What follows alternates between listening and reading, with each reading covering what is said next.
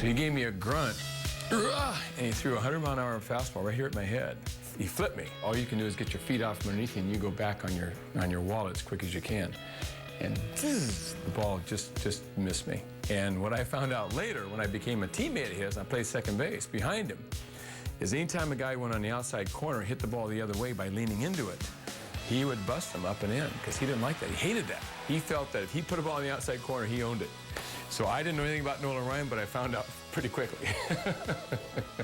Nolan Ryan was one of the fiercest competitors baseball has ever seen. Make the mistake of showing him up. Next one's coming in high and tight. A purpose pitch, they like to call it. Those on the receiving end have a different term for it. Welcome, everyone, to a special half hour where we look back at 5 fan-favorite former Angel pitchers. Now, we'll get to Nolan later on in the show, but we begin with 2 left-handers. The first of which has a southern drawl as deep as Ryan's and once led Carson Newman University in Tennessee to the NAIA championship, striking out 22 batters on their way to the title. Reggie Jackson hit a tremendous drive to center field, and I don't know if it's going to go over the fence. If I crash it in the wall, I'm going to catch this ball. And I caught the ball about 2 feet from the wall on the warning track. And he always said, "Oh, you had to come in for that." I said, "No, Clyde, they hit the ball at 404 feet, the 416 sign." That must be his claim to fame or something. I saved Clyde Wright's no-hitter. I said, well, if you'd have drove in a few more runs, I wouldn't have had to work that hard. Wright's draw remains as dense as the mountains surrounding his hometown in Jefferson City, Tennessee. The Angels gave him his first shot, but he was skeptical when the call came. So my phone rings, and the guy on the other end said, "This is Fred Haney, the general manager of the Angels." I said, "Sure it is, Fred," and hung the phone up, right? A couple of minutes later, it rings again, and he says, "Can you play with the big boys?" And I said, "Oh my goodness, it is Fred Haney." I said, "Sure, I can play with the big boys." I signed with the Angels in '65, and they gave me $10,000. And I thought, gee whiz, I gotta go get a couple of wheelbarrows to haul all this money, right?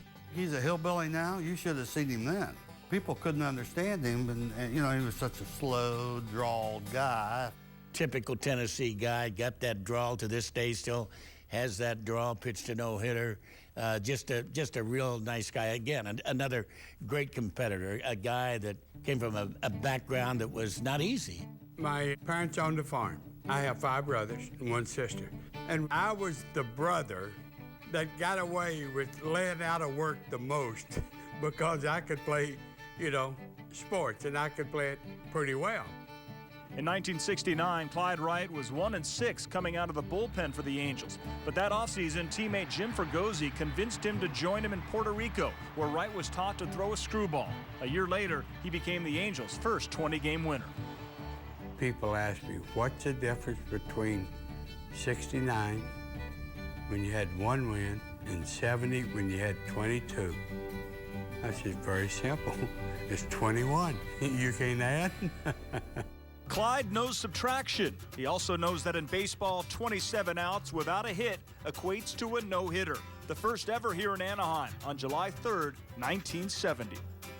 I got through the 8th.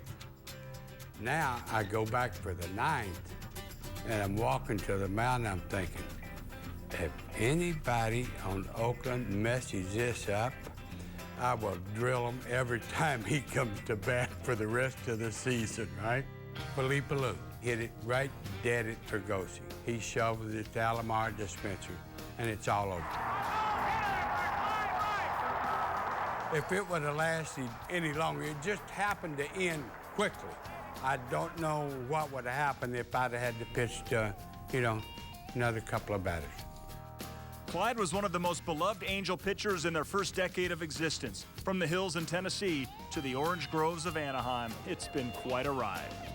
How'd I want to be remembered as an Angel? Just a good old boy. That's all. Just be a good old boy. Didn't hurt nobody, had a good time, loved the Angels, loved to play. Clyde's 22 wins in 1970 helped him win the AL Comeback Player of the Year award. And along with Ryan, Wright still holds the record for most Halo wins in a season. Just falling short of making that list is our next Angel favorite. Frank Tanana was the Angels' first pick in the 1971 draft. In 1976, he would notch 19 wins. He would go on to pitch until he was 40 and win a remarkable 240 games in his career. Here I am, 4-13, and Dick Williams, who's our manager, sends me to the bullpen. I came in one time and didn't really give it my very best effort, and Dick said to me as I met him on the floor, he said, "What is that?" in a little more flowerful language than that. I said, "Well, that's my bullpen stuff. If you start me like you're supposed to, I'll give you my starter stuff." He said to me, "That can be arranged. Why don't you go pack your bags and you can go start in Salt Lake City," which was our AAA team at the time. So, you know, I put my tail between my legs, went into the clubhouse, and realized I better apologize for that comment. Tanana finished with a respectable 3.12 ERA that rookie season and was inserted into the rotation the following year. That year, 1975, he would win 16 games, his confidence growing greater with each start. A left-hander that was so electric that he could pitch inside to right-handers, and that really was the measuring stick. That are you good enough that you can throw a ball inside to a right-handed hitter that can turn on it? If you didn't have good stuff, that's out of the ballpark, and Tanana had that kind of stuff. Got him looking. He was a hard-throwing, left-handed guy that just could mow guys down. He was mature beyond his years, very confident. I'm not sure I'd call it cocky. Some people might say that. I'm not what you'd call an introvert, to say the least. Had a very high opinion of myself. Did say some things that was purely for entertainment purposes. The lips were moving very fast before the brain could think. Frank arrived in Anaheim a couple years after the Ryan Express pulled into town. The two would prove to be a wicked 1-2 punch, but the rest of the starting staff would often struggle. Tanana and Ryan were the two things that we had going that we could really talk about. They had made a very good 1-2 punch, no doubt about it. I enjoyed both those guys. A lot of fun to play behind. Both great pitchers and great competitors. Ryan was the model for what the ball club should have been, but there was only one Nolan Ryan, sadly. Tanana was more the character. He was quick-witted, and he would do crazy things. Tanana, in just his second full season, led the majors in strikeouts in 1975. The following season, he won 19 games, earning the first of 3 consecutive All-Star appearances. But he would average 259 innings in his first 5 seasons, leading, inevitably, to arm issues. This day and age, you know, you get to 100 pitches, you're out of there, or at least 110 pitches. Back in those days, it was they didn't count pitches. It was a different style of baseball then, different style of managing a team. You didn't have your setup men, you didn't have the 100-pitch count, you didn't have your closers as much as you have now. So I think Frank Tanana was more a victim of the style of managing then, more than any manager overusing him. In 1979, a season in which the Angels set a franchise record for wins, Tanana missed 2 months with shoulder problems, returning just in time to help the team win their first Western Division crown. He might have been overused, and maybe that shortened his career, but even after he hurt his arm and no Tommy John surgery then, he went on and still won, I think, 75, 100 games just spinning the ball up. He was so clever in how he pitched. He was a true pitcher. He was a thrower when we had him as a kid. He became a great pitcher later. Following the 1980 season, in which he won 11 but lost 12, Tanana was shipped off to Boston along with Joe Rudy for center fielder Fred Lynn. He would play for 4 more teams before wrapping up a remarkable 21-season career in 1993. He lived life to the fullest while in Anaheim, with some regrets, but also with many, many wonderful memories. My attitude at the time was really going to enjoy everything that life had to offer. Of course, that lifestyle contributed to me hurting my arm. If I had to do it over again, I wish I could go back, but I can't.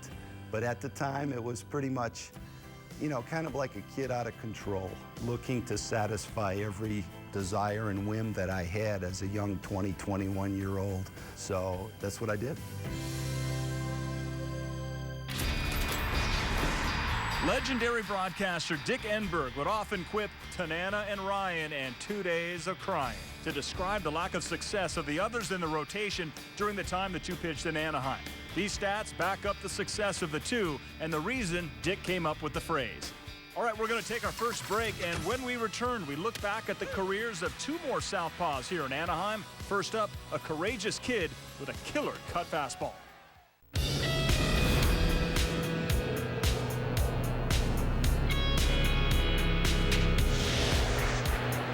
Swung on and missed. He struck him out. I was born differently. I was born missing my right hand. You can't deny that that's a huge part of who you are, although I tried to for a long time. I think it drove me. You know, I do think that it provided an ambition and a drive to do well. There's an old egotistical saying that gets thrown around. It goes, I could beat you with one arm tied behind my back. Well, that's just about what Jim Abbott did for 11 seasons in the majors. Born in Flint, Michigan, Abbott led the Wolverines to 2 Big Ten championships. In the 1988 Olympics, he pitched the Americans to a gold medal, tossing a complete game in the championship. So it wasn't a surprise the Angels would snap him up with the 8th pick in that summer's amateur draft. And it shouldn't have been a shock that he would make the rotation the following spring, but it was. I didn't realize what Jim Abbott was going to be until spring training. He was on A1 of USA Today. Critics were waiting for him to fail in spring training and then just say, well, how can you start him based on what? But every start got better and better and better. Abbott finished his rookie season with 12 wins and 12 losses, but also with a respectable 3.92 ERA. 2 years later, he would enjoy his best season in the majors, winning 18 games, finishing 3rd in the Cy Young voting. What I remember about those teams, honestly, was the competition within the pitching staff. We worked hard. Every one of those guys, to a man, were some of the hardest working pitchers I ever played for. And it was like, who could outdo each other? You know, who could outdo each other in running or lifting or whatever it was. We competed against each other. He had this awful cutter. It was just awful.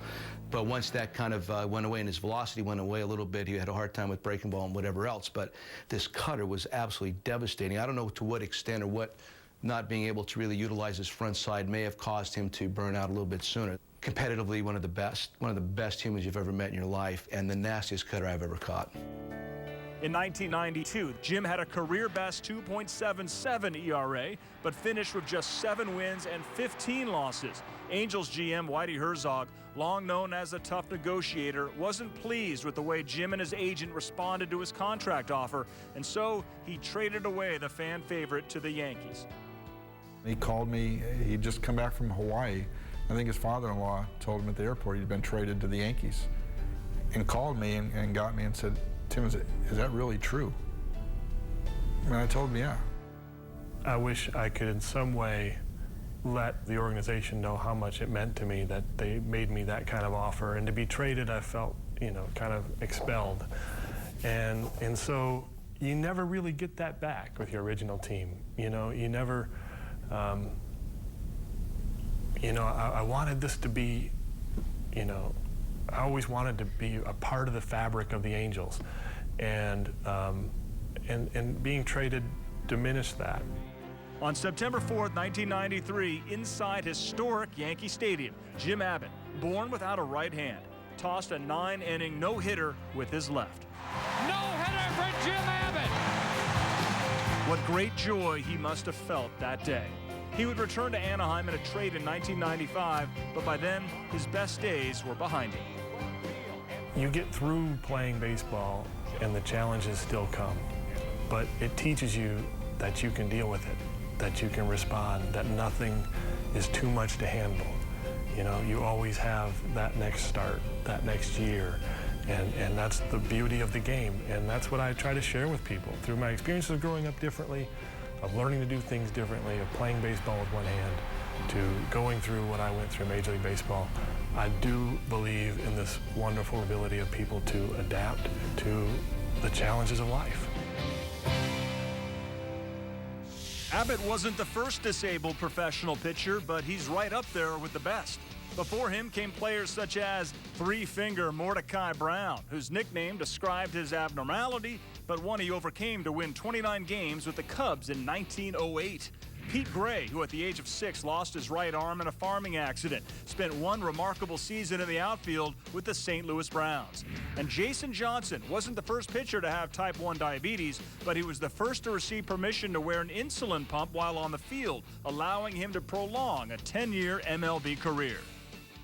Chuck Finley quit baseball and school following just one season at Louisiana Tech. His father, not too pleased, put him to work 6 days a week.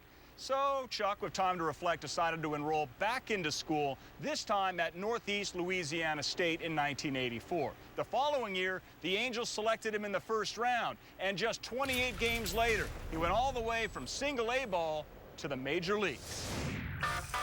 I thought they had actually called the wrong person. When Mike Fort called me and said, we're going to bring you up to New York, and I'm like, do we have a AAA team in New York? And he goes, no, we'll bring you up to the big leagues. And I go, Mike, you sure you got the right guy? And he goes, well, I'm pretty sure we do, but if you want to, I'll call somebody else. I said, no, I'm good with it. I'm good with it. Finley had good reason to be surprised. In parts of 2 seasons in the minors, all at the single-A level, Chuck had thrown just 31 innings, all in relief, recording an ERA of 4.35. We called him up. We were in New York, and he just hopped out of the cab in front of the Hyatt Regency, and I don't think he knew where he was going or what he was doing, but I just happened to be walking around downtown. I said, Chuck, what are you doing here? And he goes, well, I don't know. They just called me up. I don't know where to go. He was from Louisiana, so being in a big city for the first time, he looked like a deer in headlights.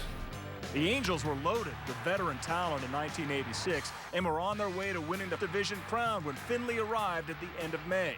We had some characters. I mean, we had anybody from Don Sutton to Candelaria to Reggie Jackson.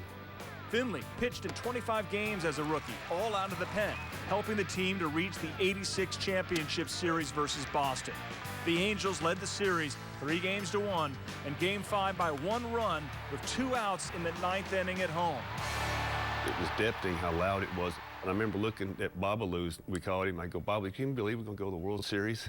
And he kind of looked at me like, you know, don't say anything. 2 seconds later, the ball goes over the fence and the place goes silent. People were in shock. I mean, so were we in the bullpen. We're like, what just happened? Is that real? The Red Sox would rally to win the series, but a young Finley had made an immediate impact. Chuck would come out of the pen again the following season, then became part of the rotation in 1988. My goodness, what a play! But he struggled, winning 9 games and losing 15. They just handed me the ball and they said, Chuck, you know, you've done all the work that you need to do, and we need to put you out here for a full year and let you kind of grow into this. You might end up in the pen next year, or you might be a top-line pitcher, but we think you can do it. The confidence Chuck received from the organization began to pay off. The next season, he won 16 games, followed by back-to-back 18-win seasons. He became one of the most feared left-handers in the American League, but his clubhouse presence was just as valuable. He's a fun-loving guy. One of the funniest people I ever met in my life. He just has that Southern accent, and his view on the world is unbelievable. He's very approachable, funny, you know, he can always lighten a mood, lighten a situation. I can't think of a teammate that I played with that I would rather have in my corner than Chuck Finley. And I mean that in any situation, personally or athletically. Finley's fortitude was tested one cold and icy night as the team's 2 buses traveled from New York to Baltimore. A chartered bus carrying members of the California Angels baseball team crashed through a New Jersey Turnpike guardrail this morning. I was sitting on a box in the middle of the road toward the back of the bus, and I heard the driver go, oh my gosh. And I looked up through the walkway and I see this bus going through the woods. And I was like, what is that? It looks like our bus went off the road. I remember Chuck Finley and I were the first 2 out of the bus, and we ran over, and this bus was leaning up against a couple of really small trees on its side. Chaotic, guys were screaming inside. They just opened up the emergency windows in there, and I lifted Chuck up, and Chuck was climbing in and started pulling guys out, and it was crazy. Chuck Finley came through the window faster than anything. I mean, he was down there, I think before our guys tried to get out of the bus. He was there trying to get people out, but that's Chuck Finley. Buck's injuries were the worst, suffering a broken rib. Finley's quick action and those of others spared the team from what could have been a much greater disaster. Back on the mound, Finley went on to make 4 All-Star teams with the Angels, 3 times finishing the season with 200 or more strikeouts. He left for Cleveland in 2000 as a free agent, but not before etching his name atop the organization's record books in games started and wins. He wasn't the dominant force, but he was the toughest guy you ever see take the mound. To watch a guy go out there, give up 4 runs in the first inning, and he's out there in the 8th inning with 140 pitches, not willing to give the ball up. I think anybody that's ever talked about Chuck Finley would have nothing but respect for the fact that that guy never wanted to come off the mound. I would like to have done more. Obviously, I'd like to have been there when the World Series stuff went down, but I got enough. And I got every bit I wanted out of my team and out of the city, and I still love this place, and it's a special place for me. The Angels' selection of Finley in 1985 inspired us to look back at some other memorable draft selections. The 2009 first round is arguably the best ever by the Angels, with Trout and 2 budding stars. 2004 was memorable when Weaver fell to them at number 12 in the first round. Then the Angels stole Nick Adenhart in the 14th round and Trumbo in the 18th. But the deepest draft here would have to be 1988, when the Angels selected 10 players who would eventually make it to the big leagues, including our earlier subject, Jim Abbott. One final break, then we remind you of the wonderful contributions here in Anaheim for one of baseball's all-time greats, Mr. Nolan Ryan.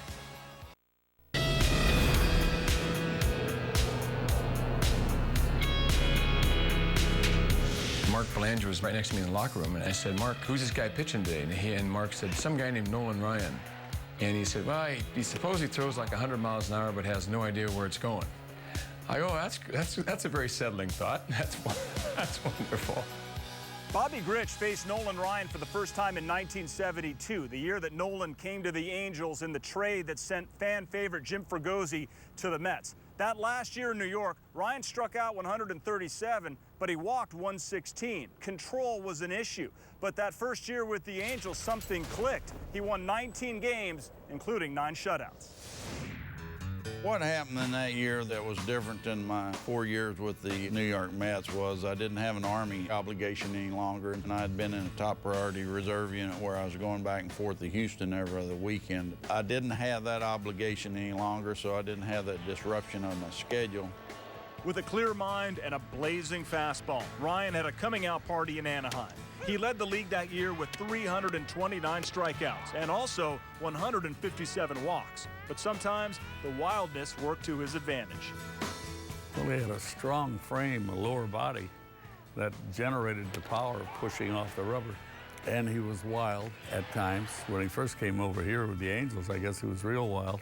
Bobby Grich and I were teammates back in Baltimore, and my first start against Nolan Ryan is when Bobby called in with what we called Ryanitis. Of course, every time Nolan pitched, there were a lot of guys that played every day that got hurt, that had Ryanitis for a day. Having a 100-mile-an-hour fastball, he was afraid he was going to hurt somebody. He was an intimidating guy to play with and play against. When you played against him, you know, but he had no hit stuff every time out. The 19 wins was a prelude to one of the most dominating pitching seasons ever. In 1973, the Ryan Express shifted into another gear, plowing through the American League like a runaway locomotive. I think the Detroit no-hitter, which is the second one in 73, was probably the game that I had the most overpowering stuff.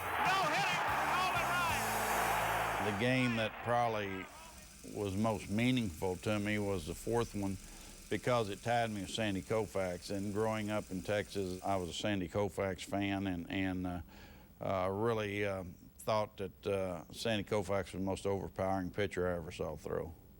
1973, Nolan Ryan pitched 2 no-hitters. He struck out a major league record that still stands. He completed 26 games. In today's world, the entire season, the whole roster won't have 26 complete games. He would pitch 12 innings. So, and didn't win the Cy Young, and that's why I'm upset. Palmer won one more game with an ERA a little lower, but voters apparently weren't impressed enough with Ryan's 2 no-nos and 225 more strikeouts. Palmer's Orioles won the East, while the Angels finished 15 back of the A's in the West. From 1971 through 1977, during 7 consecutive losing seasons, Ryan and his left-handed teammate Frank Tanana were responsible for most of the club's bright spots. In 1979, Ryan would help lead the Angels to a franchise record 88 wins and their first ever American League West pennant. But following the loss in the League Championship Series, GM Buzzy Bavasi would allow Nolan to leave via free agency.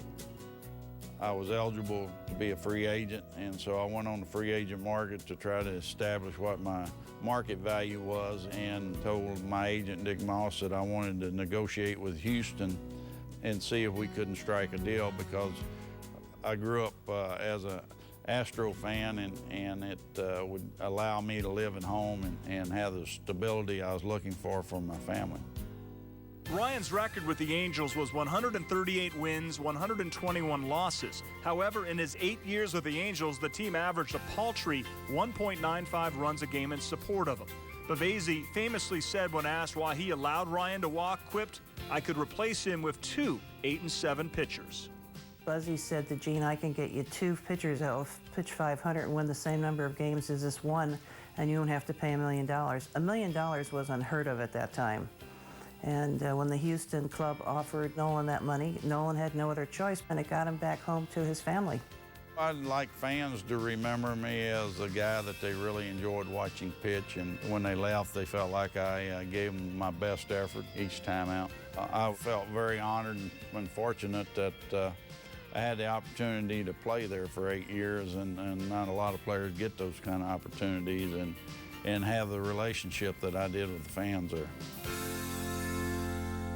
Ryan went on to pitch 9 more years in Houston and then 5 more with the Rangers. He added 3 more no-hitters to the 4 he won in Anaheim. His 5,714 strikeouts are a whopping 839 more than anyone else in baseball history. Well, in 50-plus years here in Anaheim, the Angels have had some fantastic players, and we've enjoyed bringing you a few of their stories. Thanks for watching. I'm Patrick O'Neill. So long.